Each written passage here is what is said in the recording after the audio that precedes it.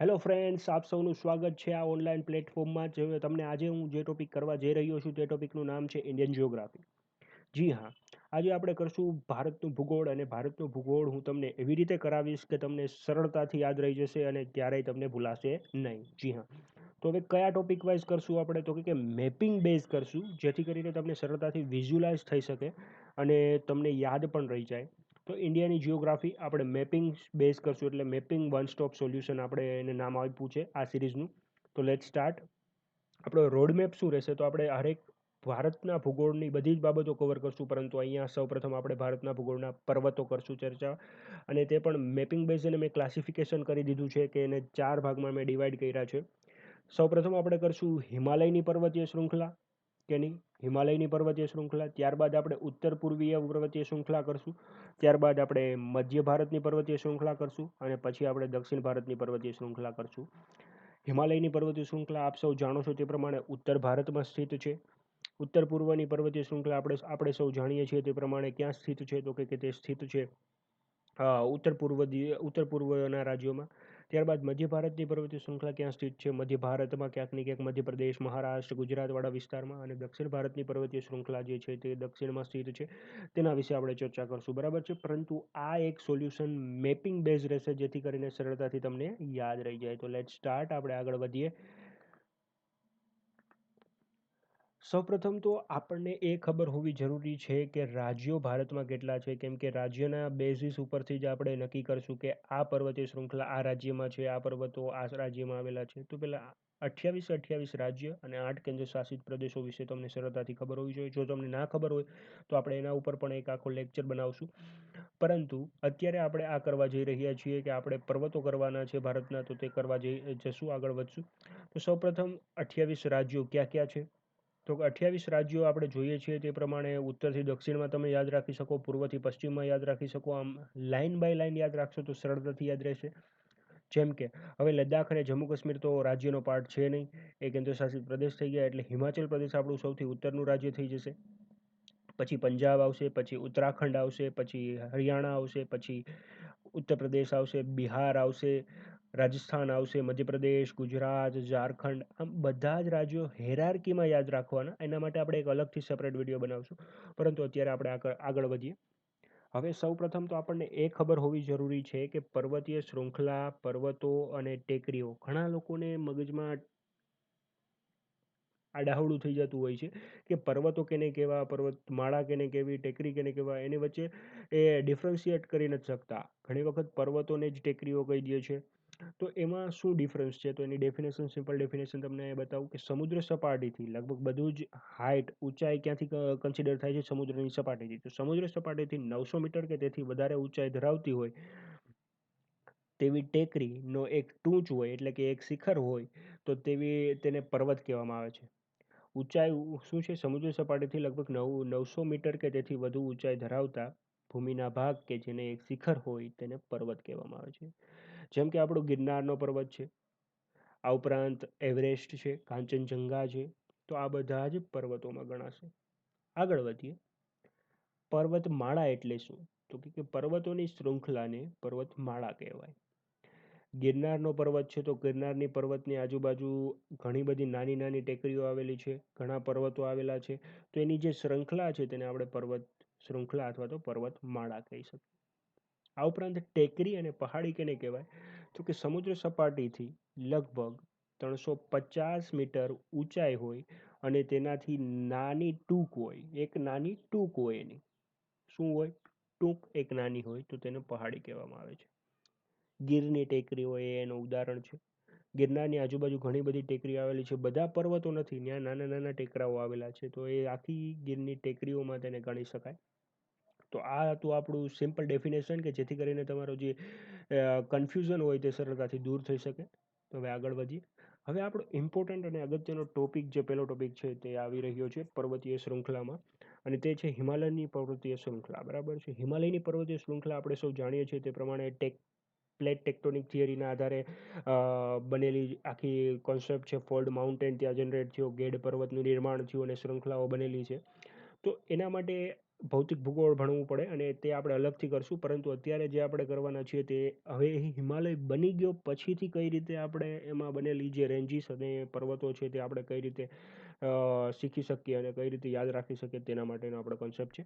તો પણ હું તમને થોડુંક ઉપર છેલ્લું કહી દઉં જેથી કરીને તમને સરળતાથી યાદ રહી જાય. હવે જ્યારે આ ગોંડવાના લેન્ડનો પાર્ટ હતો ભારતની પ્લેટ જ્યારે ગોંડવાના લેન્ડનો ભાગ હતો ત્યારે તે ગોંડવાના લેન્ડથી છૂટી પડી અને ઉત્તર પૂર્વ તરફ ખસવા લાગી, બરાબર છે.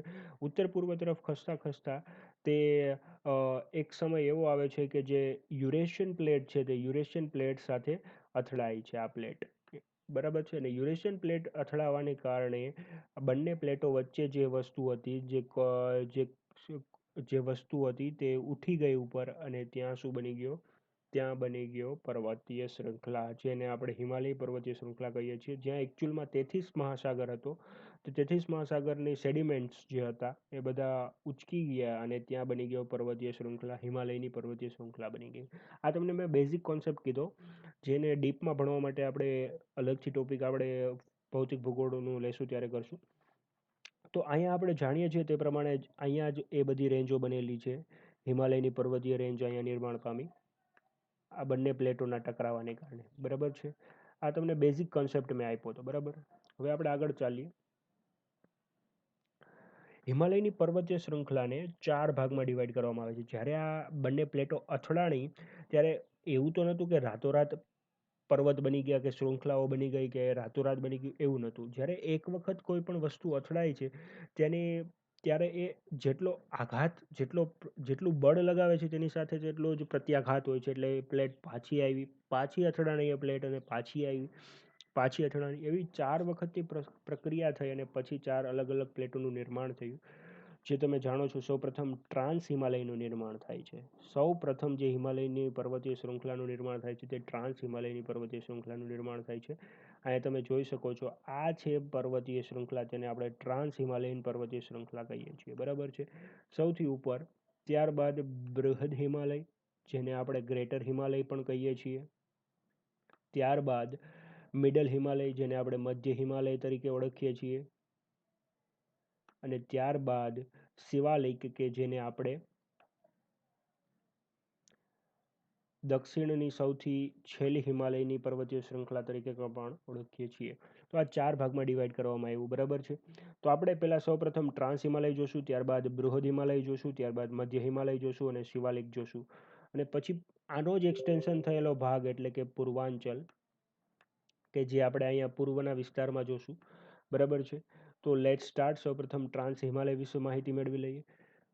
તો સૌપ્રથમ ટ્રાન્સ હિમાલય વિશે માહિતી મેળવીએ તો તેમાં શું તો કે એક 3 ઇમ્પોર્ટન્ટ શ્રેણી યાદ રાખવાની, કે જે અત્યારે હાલના લદ્દાખમાં, અહીંથી આપણે ડિવિઝન કરી નાખીએ, હાલનું આ લદ્દાખ છે, બરાબર છે. આ લદ્દાખ છે, તો લદ્દાખમાં સૌપ્રથમ એક કારાકોરમ શ્રેણી, આ શ્રેણી એક થશે. બીજી શ્રેણી, તમને કલર ચેન્જ કરી નાખું જેથી કરીને તમને સરળતાથી તમે વિઝ્યુલાઇઝ કરી શકો.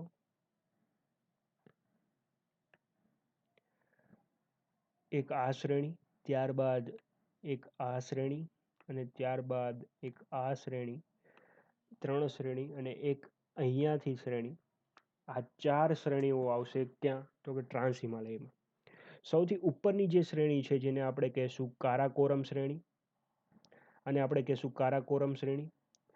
પછીની જે શ્રેણી છે, જે પર્વતની શૃંખલા છે, તેને આપણે કહેશું લદ્દાખ શૃંખલા, લદ્દાખ શ્રેણી. એના પછીની જે શૃંખલા છે તેને આપણે કહેશું જસ્કર રેન્જ, જસ્કર શૃંખલા, બરાબર છે, પર્વતીય શૃંખલા. આ 3 લદ્દાખમાં સ્થિત છે. ક્યાંક ને ક્યાંક જસ્કરને લદ્દાખ અને જમ્મુ કાશ્મીર વચ્ચે બાઉન્ડ્રી બનાવતું હોય તેવું પણ દર્શાવવામાં આવે છે. અને પછી એક જે છે તે તિબ્બતમાં સ્થિત છે, જેને આપણે કૈલાસ પર્વતીય શૃંખલા કહીએ છીએ, જે કૈલાસ માનસરોવર આ જ રેન્જમાં આવેલું છે, બરાબર છે. તો આ થઈ ગયું આપણું ટ્રાન્સ હિમાલયની બાબત. ટ્રાન્સ હિમાલયમાં 4 ઇમ્પોર્ટન્ટ શ્રેણીઓ યાદ રાખવાની, કઈ કઈ? કારાકોરમ, બીજી લદ્દાખ, ત્રીજી જસ્કર, ચોથી કૈલાસ. આ 4 શ્રેણીઓ થઈ ગઈ. હવે વાત કરવાની કેની છે તો કે શ્રેણીઓ તો થઈ ગઈ, પણ ઇમ્પોર્ટન્ટ માઉન્ટેન્સ પણ યાદ રાખવાના, પર્વતો પણ યાદ રાખવાના. અહીંયા ક્યાં ક્યાં પર્વતો અગત્યના આવેલા છે તો એ પણ યાદ રાખીએ. તો સૌપ્રથમ તો અહીંયા એક પર્વત આવેલો છે, તમે અહીંયા જોઈ શકો છો, K2. K2. K2 જેને આપણે શું કહીએ છીએ, માઉન્ટ ગોડવિન ઓસ્ટિન. બરાબર છે, માઉન્ટ ગોડવિન ઓસ્ટિન તરીકે ઓળખીએ છીએ આપણે જેને. K2 પર્વત અહીંયા આવેલો છે. બરાબર છે, જે ભારતનો સૌથી ઊંચામાં ઊંચો પર્વત છે. અને બીજું અહીંયા એક યાદ રાખવાનું છે, ગાસેરબ્રુમ. અહીંયા જ આવેલું છે ગુસેરબ્રુમ કે ગાસેરબ્રુમ, તમે જે પ્રોનાઉન્સ કરતા હોય તે. એ બંને પર્વતો ઇમ્પોર્ટન્ટ છે, જેની બંનેની હાઇટ 8,000 ઉપર છે. હાઇટ એની 8,000 મીટર ઉપર છે. 8,611 K2ની છે અને ગેસરબ્રુમની કંઈક 8,000 ને સમથિંગ સમથિંગ 8,078 મીટર જેટલી છે. તો આ બંને પર્વતો ઇમ્પોર્ટન્ટ થઈ જશે. કેમાં? તો કે ટ્રાન્સ હિમાલયમાં. આ બંને પર્વતો અને 4 ઇમ્પોર્ટન્ટ શૃંખલાઓ, પર્વતીય શૃંખલાઓ. એક કારાકોરમ પર્વતીય શૃંખલા, બીજી લદ્દાખ પર્વતીય શૃંખલા, ત્રીજી જાસ્કર પર્વતીય શૃંખલા અને ચોથી કૈલાસ પર્વતીય શૃંખલા. તો આ 4 પર્વતીય શૃંખલાઓ ઇમ્પોર્ટન્ટ થઈ જશે આપણા માટે. જે ટ્રાન્સ હિમાલયનો ભાગ છે, એવું પણ માને છે લોકો કે ટ્રાન્સ હિમાલય એ યુરેશિયન પ્લેટનો ભાગ છે, ઇન્ડો ઓસ્ટ્રેલિયન પ્લેટનો ભાગ નથી. પરંતુ એ આપણા ફેક્ટ છે બધા. એ ફેક્ટ યાદ રાખવાના અને તેની સાથે સાથે આ આપણે યાદ રાખવાનું કે કયા કયા પર્વતીય રેન્જ ટ્રાન્સ હિમાલયમાં આવેલી છે અને કયા કયા માઉન્ટેન એટલે કે પર્વતો ટ્રાન્સ હિમાલયમાં આવેલા છે. તો 2 મહત્વના માઉન્ટેન્સ K2 અને ગાસેરબ્રુમ અને 4 મહત્વની પર્વતીય શૃંખલા કારાકોરમ, લદ્દાખ, ઝસ્કર અને કૈલાસ. બરાબર છે, તો આ થઈ ગયું આપણું ટ્રાન્સ હિમાલય. ટ્રાન્સ હિમાલય પૂરું થાય પછી આપણે કરવાનું છે તે છે, ટ્રાન્સ હિમાલય કમ્પ્લીટ થાય પછી આપણે કરવાનું છે તે છે બૃહદ હિમાલય. આપણે બૃહદ હિમાલયની વાત કરશું, જેને આપણે ગ્રેટર હિમાલય તરીકે પણ ઓળખીએ છીએ. જે ટ્રાન્સ હિમાલયની તરત દક્ષિણથી સ્ટાર્ટ થાય છે. અહીંયા નંગા પર્વત કે જે જમ્મુ કાશ્મીરના ઉત્તર ભાગમાં આવેલું છે. જમ્મુ કાશ્મીરથી લઈ જમ્મુ કાશ્મીરમાં, ત્યારબાદ હિમાચલ પ્રદેશમાં, ત્યારબાદ ઉત્તરાખંડમાં, ત્યારબાદ નેપાળમાં, નેપાળના ઉત્તર ભાગમાં થઈ, સિક્કિમમાં થઈ, ભૂતાનમાં થઈ અને અરુણાચલ પ્રદેશમાં થઈને અહીંયા અરુણાચલ પ્રદેશમાં અંત પામે છે આ પર્વતીય શૃંખલા, જેને નામ આપવામાં આવ્યું છે બૃહદ હિમાલય, જેને આપણે કહીએ છીએ ગ્રેટર હિમાલય. બરાબર છે, તેનું સ્ટાર્ટિંગ પોઈન્ટ નંગા પર્વત છે અને તેનું અંતિમ પોઈન્ટ નામચા બરવા કરીને પર્વત છે. નામચા બરવા, નામચા બરવા. બરાબર છે, નામચા બરવા પર્વત છે. તો આ એનું એન્ડિંગ પોઈન્ટ છે જે અરુણાચલ પ્રદેશમાં સ્થિત છે. બરાબર છે, હવે આપણે એમાં આગળ વધીએ તો શું છે, તો કે હવે આમાં ઇમ્પોર્ટન્ટ પ્લેસ ક્યાં ક્યાં છે, ઇમ્પોર્ટન્ટ માઉન્ટેન્સ ક્યાં ક્યાં છે, પર્વતો ક્યાં ક્યાં છે, તો કે સૌપ્રથમ તો નંગા પર્વત યાદ રાખવાનું કે જે ક્યાં છે, જમ્મુ કાશ્મીરમાં સ્થિત છે.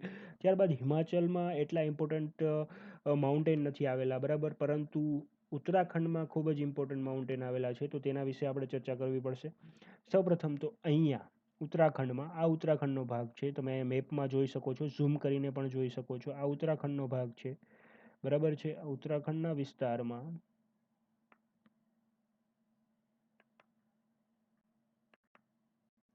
ઉત્તરાખંડના વિસ્તારમાં હું તમને બતાવી દઉં કે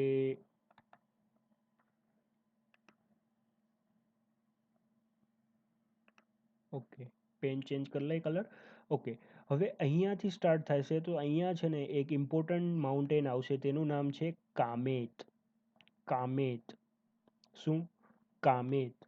ત્યારબાદ તેની પૂર્વમાં એક ઇમ્પોર્ટન્ટ માઉન્ટેન આવશે, તેનું નામ છે નંદા દેવી. નંદા દેવી.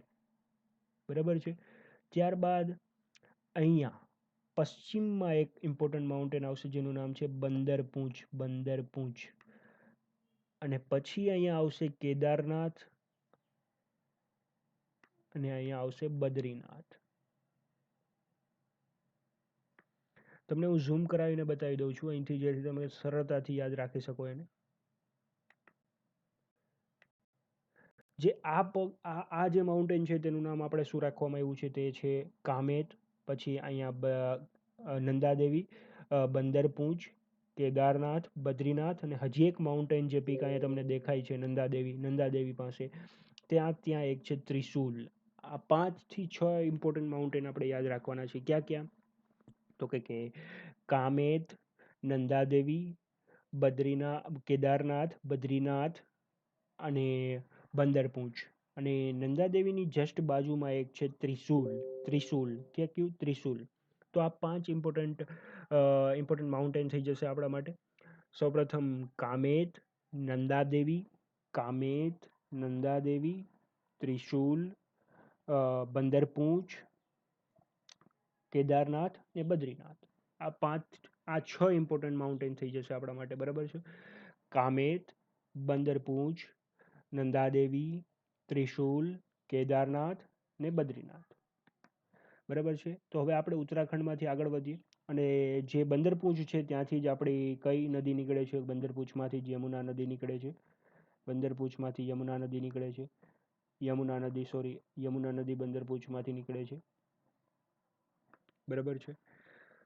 હવે આપણે આગળ ચાલીએ. તો હવે ઉત્તરાખંડની વાત થઈ ગઈ, હિમાચલ પ્રદેશની વાત થઈ ગઈ, જમ્મુ કાશ્મીરની વાત થઈ ગઈ. તો આ રેન્જમાં હવે આગળ વધીએ તો હવે આવશે કયું? તો કે હવે આવશે નેપાળ. નેપાળમાં ખાસ કરીને ઉત્તરનો નેપાળનો ભાગ જે છે, ઉત્તર નેપાળ એટલે કે જે નોર્થન પોર્શન છે નેપાળનો, તેની આપણે ચર્ચા કરવા જઈ રહ્યા છીએ. તો નોર્થન પોર્શનમાં શું થશે? તો કે સૌ પ્રથમ તો અહીંયા એક મેં ટ્રીક આપી છે, દામજામ, દેમ જેમ કરીને, DEM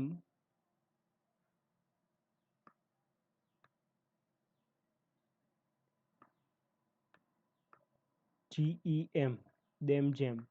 એટલે કે આનાથી તમે સરળતાથી આ બધા જ માઉન્ટેન્સ યાદ રાખી શકશો. અહીંયા એ કરી નાખજો, દામજામ કરીને. બરાબર છે. સૌપ્રથમ ડી એટલે કે શું? તો કે સૌપ્રથમ ડી એટલે કે ધોલાગીરી. ધોલાગીરી પર્વત. બરાબર છે. અહીંયા તમે ધોલાગીરી પર્વત. બરાબર છે. પછી તો કે અન્નપૂર્ણા, પછી તો કે મનસાલુ, પછી તો કે ગૌરીશંકર, પછી તો કે એવરેસ્ટ અને પછી તો કે મકાલુ.